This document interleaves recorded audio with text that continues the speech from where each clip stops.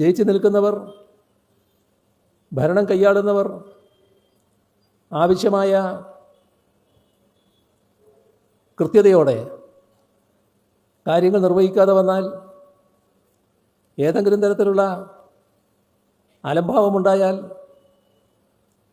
ഉദാസീനതയുണ്ടായാൽ അതിനെ വിമർശിക്കുന്നത് നമുക്ക് മനസ്സിലാവും. ചോദ്യങ്ങളാണ് ഓരോ വിപ്ലവങ്ങളും ഉണ്ടാക്കിയിട്ടുള്ളത്. സംശയം അത് നല്ലതാണ്, അതൊരു നല്ല പാർട്ടി പ്രവർത്തന ലക്ഷണമാണ്. അത് വിമർശിക്കണം.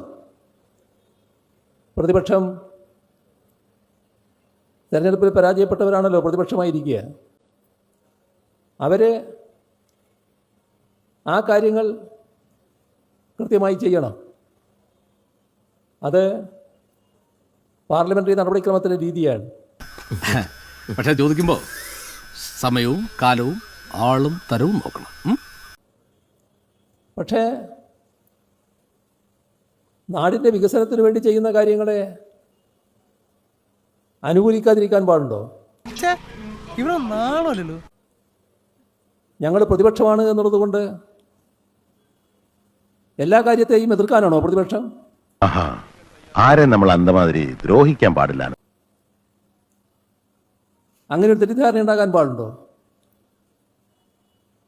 നല്ല കാര്യങ്ങൾ അംഗീകരിക്കുകയും അവ നടപ്പാക്കുകയും ചെയ്യുന്നതിന് പിന്തുണ നൽകുകയല്ലേ വേണ്ടത്? നിർഭാഗ്യവശാൽ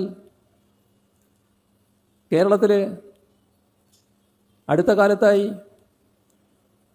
ഈ ഒരു പ്രവണത ശക്തിപ്പെട്ടു വരികയാണ്. എന്തുകൊണ്ടങ്ങനായി? നിന്റെയൊക്കെ കഴിവുകേട് കൊണ്ട്. പല പ്രയാസങ്ങൾ അവരെ ഭരിക്കുന്നുവെന്ന് ശരിയാണ്. അതിൽ ചിലർ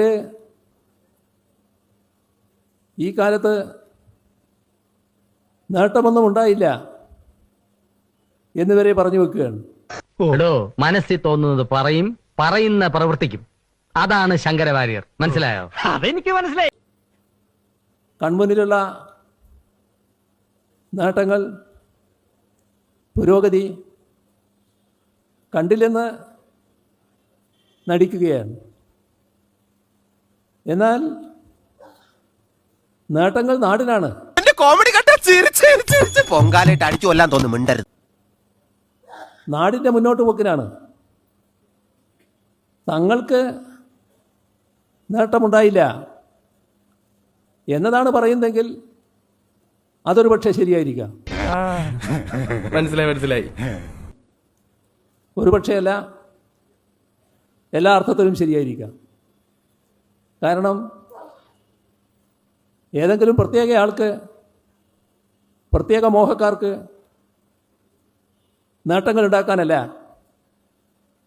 നാടിനു വേണ്ടിയാണ് ഏത് തരത്തിലുള്ള ഭരണ സംവിധാനവും.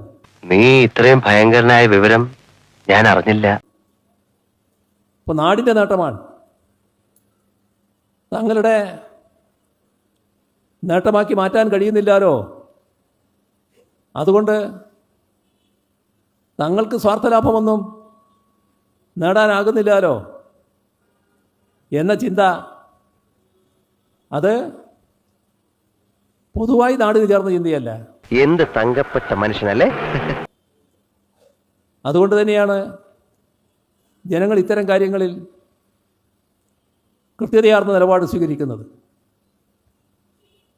ഈ സമീപനം എന്തുകൊണ്ട് വരുന്നുവെന്ന് നമുക്കറിയാം. ഏതായാലും ബഹുജനങ്ങൾ ശരിയായ രീതിയിൽ കാര്യങ്ങൾ തിരിച്ചറിയുന്നുവെന്നത് ഏറ്റവും സന്തോഷകരമായ കാര്യമാണ്. ഈ കാലമാടനൊന്ന് ഇറങ്ങിപ്പോയാൽ ഈ നാട് രക്ഷപ്പെട്ടനെ.